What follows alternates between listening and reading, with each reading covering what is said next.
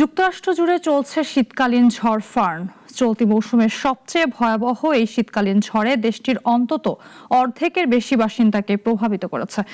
আমেরিকার বিভিন্ন অঙ্গরাজ্যে 10 লাখেরও বেশি মানুষ বিদ্যুৎহীন হয়ে পড়েছে এবং 17,000-এর বেশি ফ্লাইট বাতিল করা হয়েছে।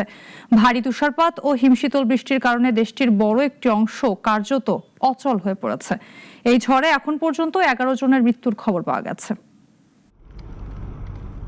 যুক্তরাষ্ট্রের শক্তিশালী শীতকালীন ঝড় ফার্নের প্রভাবে তীব্র তুষারপাতের কবলে অধিকাংশ অঞ্চল, মাইনাস তাপমাত্রার কঠিন ঠান্ডার কবলে বিপর্যস্ত জনজীবন।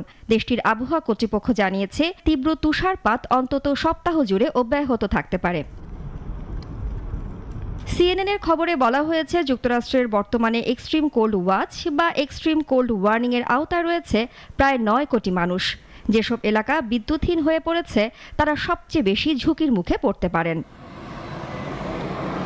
বরফ জমে ব্যাপক ক্ষয়ক্ষতি হয়েছে মিড আটলান্টিক ও দক্ষিণাঞ্চলে। তীব্র তুষার ঝড়ের কারণে 10 লাখেরও বেশি মানুষ বিদ্যুৎহীন হয়ে পড়েছেন।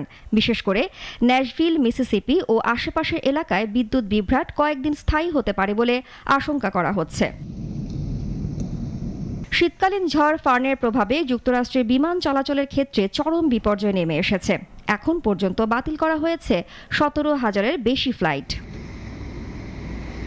প্রতিকূল আবহাওয়ার কারণে বড় বড় শহরের স্কুলগুলোতে ক্লাস বাতিল করা হয়েছে, অনলাইনে নেওয়া হচ্ছে ক্লাস।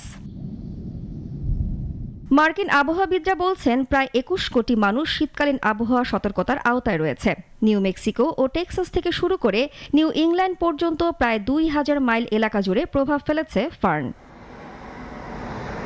শিকাগো এবং মিনিয়াপলিস সহ মধ্য পশ্চিমের অঙ্গরাজ্যগুলোতে তাপমাত্রা আরও কমে যেতে পারে বলে আশঙ্কা করা হচ্ছে। পূজাশ্রী ভদ্র, নাগরিক।